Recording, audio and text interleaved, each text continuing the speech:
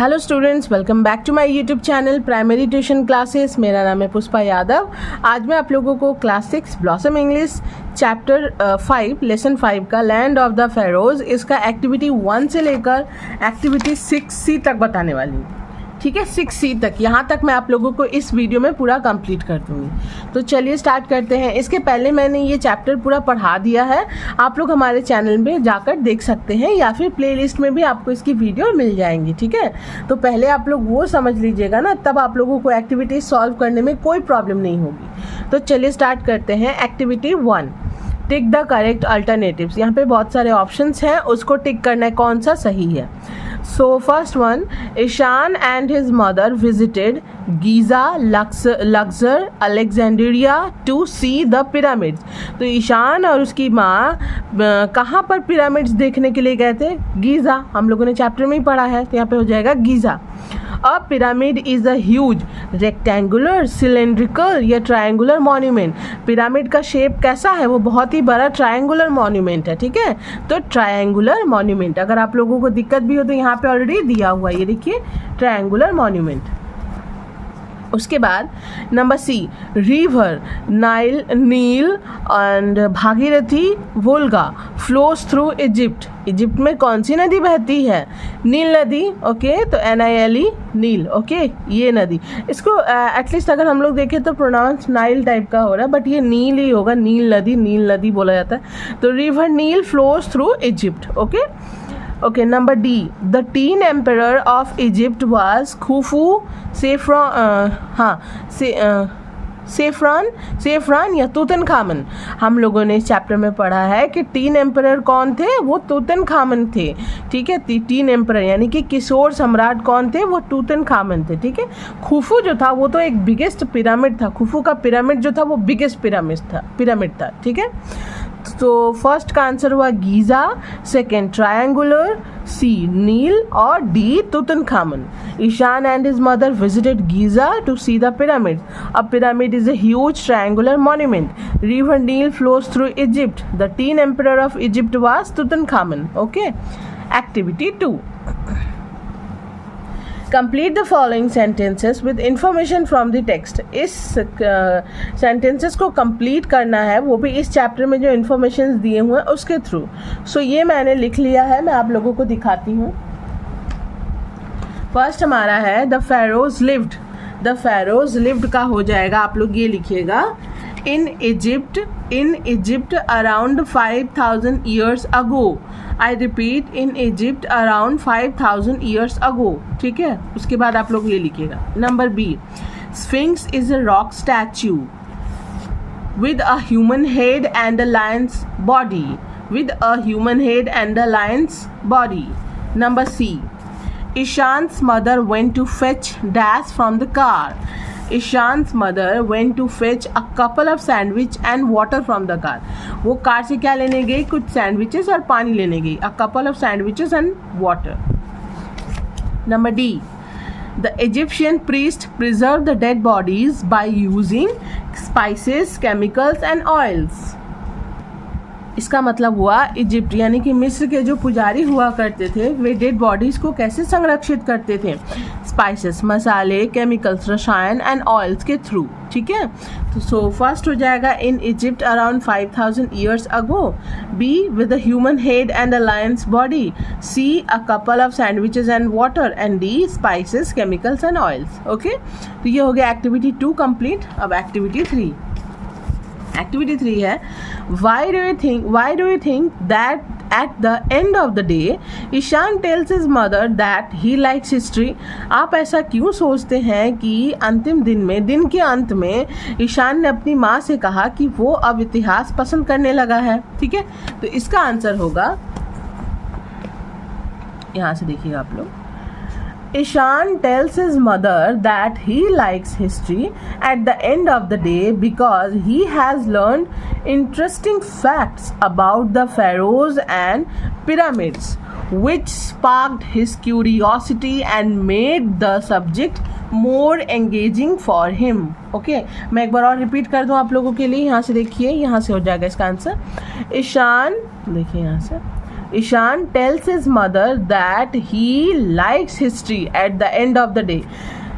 ईशान ने दिन के अंत में अपनी माँ से कहा कि वह हिस्ट्री पसंद करने लगा क्योंकि he has learn interesting facts about the Feroz and pyramids. उसने बहुत ही दिलचस्प जानकारियाँ प्राप्त की फेरोज और पिरामिड के बारे में, और बहुत कुछ उसने सीखा फेरोज और पिरामिड के बारे में। Which sparked his curiosity, जिसने उसकी जिज्ञासा को और भी उत्तेजित किया, या फिर जिससे उसकी जिज्ञासा जो थी वो हिस्ट्री को जानने के लिए और भी उत्तेजित हो गई। And made the subject more engaging for him, और इस सब्जेक्ट के विषय में जानना और उसको लेकर पढ़ना या इस सब्जेक्ट से जुड़ने के लिए वो और भी उत्सुक हो गया। ठीक है, ये हो गया इसका answer. Activity 4, fill in the chart with information from the text. ये चार्ट को फिल करना है, वो भी इंफॉर्मेशन के थ्रू जो चैप्टर में दिया हुआ है। सो फर्स्ट है हु, व्हाट एंड व्हेन। यहाँ पे देखिए व्हेन में ब्लू कलर किया हुआ, यानी कि व्हेन कुछ होगा ही नहीं, लिखना ही नहीं। Who, the sphinx, and what, so what में आपका हो जाएगा ये, a rock statue with a human head and a lion's body. I repeat, a rock statue with a human head and a lion's body. ये जो what वाला position खाली है ना, यहाँ पे वो लिखना है। ठीक है, अब नेक्स्ट देखिए हु, और व्हाट में दिया हुआ saw the river Nile, and when में भी लिखना है, यानी कि हु और व्हेन दोनों चाहिए। तो हु में हो जाएगा ईशान, एंड व्हेन में होगा he was along with sphinx, जब उसने नील नदी को देखा। यहाँ पे लिखा हुआ ना सॉ द रिवर नील, जब उसने मतलब क्या उसने नील नदी को देखा, सॉ द रिवर नील, नील नदी को देखा। किसने? ईशान ने। कब? जब वो स्फिंक्स के साथ था, है ना। तो इसीलिए हु में होगा ईशान, एंड व्हेन में होगा he was along with sphinx. ठीक है, तीसरा नंबर देखिए, डैश डग, नहीं ये है रॉयल पर्सन्स। हु में दिया हुआ है रॉयल पर्सन्स, एंड व्हाट क्या हुआ, एंड व्हेन बिफोर ब्यूरियल, क्या होता था रॉयल पर्सन्स के साथ, क्या होता था बिफोर ब्यूरियल, दफनाने से पहले। तो ऑब्वियसली हम लोगों ने चैप्टर में पढ़ा है कि उन्हें ममीफिकेशन नाम की एक प्रोसेस से गुजरना पड़ता था। तो क्या होगा, go through mummification. I repeat, go through mummification. Mummification या ममीकरण की प्रक्रिया से गुजरना पड़ता था। ओके, अच्छा चौथा देखिए, डैश डग तूतनखामन्स टॉम्ब। व्हेन मतलब किसने, कौन थे और किसने तूतनखामन के टॉम्ब की खोज की और कब। ठीक है, तो ऑब्वियसली हम लोगों ने पढ़ा है कि हॉवर्ड कार्टर ने तूतनखामन के टॉम्ब की खोज की कब, इन 1922, 1922 ईस्वी में। ओके, ये हो गया एक्टिविटी 4 कंप्लीट। सो अब देखिए एक्टिविटी 5। एक्टिविटी 5 में है answer the following questions in complete sentences, यानी कि क्वेश्चन का आंसर देना है हम लोगों को। ठीक है, ये आंसर क्वेश्चन दिए हुए हैं जिसका आंसर करना है हम लोगों को। So first one is, why was Ishaan's father not able to accompany him to Egypt. यानी कि ईशान के पिता जो थे वो क्यों इजिप्ट उनके साथ अकम्पनी, यानी कि उनका साथ देने के लिए या उनके साथ घूमने नहीं जा सके, या फिर नॉट एबल यानी कि जा भी नहीं सकते थे, ऐसा क्यों। ये हो जाएगा, इसका आंसर होगा, यहां से देखिए, Ishan's father was not able to accompany him to Egypt because it was a sponsored tour to Cairo for 2 persons only. Ishan के पापा उन लोगों के साथ इजिप्ट नहीं जा सकते थे क्योंकि ये एक स्पॉन्सर्ड टूर थी कायरो के लिए, सिर्फ 2 पर्सन्स की, यानी कि 2 लोगों के लिए। और उन 2 लोगों में ईशान के, क्योंकि एक सिंगिंग कंपटीशन हुआ था, हम लोगों ने चैप्टर में पढ़ा है, जिसमें ईशान की माँ ने जीत हासिल की। ठीक है, और उस जीत के बदले उन्हें कायरो घूमने के लिए 2 लोगों का मतलब स्पॉन्सर किया गया कि 2 लोग कायरो में घूम सकते हैं, घूम कर आ सकते हैं। तो ईशान के पापा ने ईशान की मम्मी और ईशान को जाने की इजाज़त दी, या फिर उन्हें कहा कि तुम दोनों जाओ। सो दैट्स वाई ईशान के पापा नहीं आ सके। तो इसीलिए यहाँ पे लिखेंगे, Ishan's father was not able to accompany him to Egypt because it was a sponsored tour to Cairo for 2 persons only.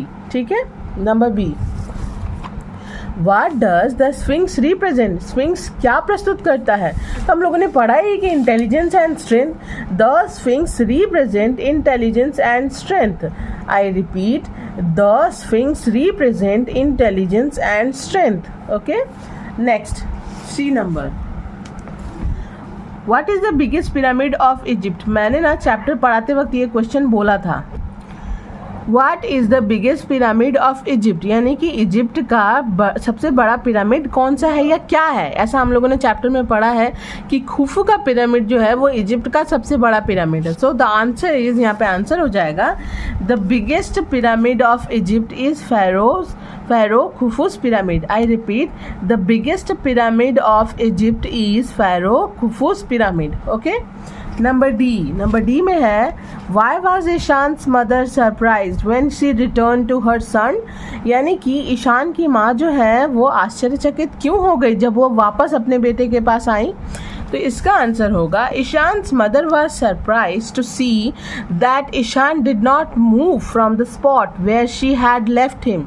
इसका मतलब हुआ ईशान की माँ जो है वो आश्चर्यचकित हो गई ईशान को देखकर, क्योंकि ईशान जो है वहाँ से जरा सा भी नहीं हिला था जहाँ पर उसकी माँ उसको छोड़ कर गई थी, इसीलिए उसकी माँ जो है वो सरप्राइज हो गई थी। ठीक है, Ishaan's mother was surprise to see that Ishaan did not move from the spot where she had left him. जिस जगह पर छोड़ कर गई थी उसी जगह पर था, वहाँ से हिला भी नहीं था, इसीलिए ईशान की माँ इतनी सरप्राइज हो गई थी। ओके, अब हम लोग एक्टिविटी 6A में आते हैं। Activity 6A, fill in the blanks with suitable verbs. यहाँ पे सुटेबल वर्ब्स के थ्रू हम लोगों को इस ब्लैंक्स को कंप्लीट करना है। The girl dash is playing alone, यहाँ पे क्या हो जाएगा is, the girl is playing alone. Next, a carpenter and a blacksmith dash in our street, a carpenter and a blacksmith are in our street. Third, the king dash power very powerful, the king is very powerful. Fourth, the sisters and brothers are running in the field. I repeat, the sisters and brothers are running in the field. ठीक है, तो पहला होगा is, are, फिर is, are. The girl is playing alone, a carpenter and a black smith are in our street, यानी कि हमारे यहाँ पे हो जाएगा लड़की जो है वो अकेले खेल रही है हमारे स्ट्रीट, यानी कि हमारी गली में या हमारी गली में, आवर स्ट्रीट। वहाँ पे कारपेंटर और ब्लैक स्मिथ है, एक कारपेंटर और एक ब्लैक स्मिथ है। ठीक है, and the king is very powerful, राजा जो है बहुत ही शक्तिशाली है। Sisters and brothers are running in the field, भाई और बहन फील्ड में दौड़ रहे हैं। ठीक है, अब 6B, fill in the blanks with verbs in agreement with their subjects. ठीक है, यहाँ पे भी हम लोगों को वर्ब्स के थ्रू ही इस ब्लैंक्स को भरना है। ठीक है, करी and rice is my favourite dish, यहाँ पे क्या हो जाएगा करी and rice is my favourite dish, करी और राइस मेरा फेवरेट डिश है। ठीक है, या फिर मेरा प्रिय भोजन है। No news is good news. देखिए, न्यूज़ सुनकर आप लोग कंफ्यूज मत होइएगा कि ये तो प्लूरल है, यहाँ पे आर होगा, नहीं, हम लोग न्यूज़ ही बोलते हैं ना, तो no news is good news. ठीक है, उसके बाद third number, everyone is present today in the class.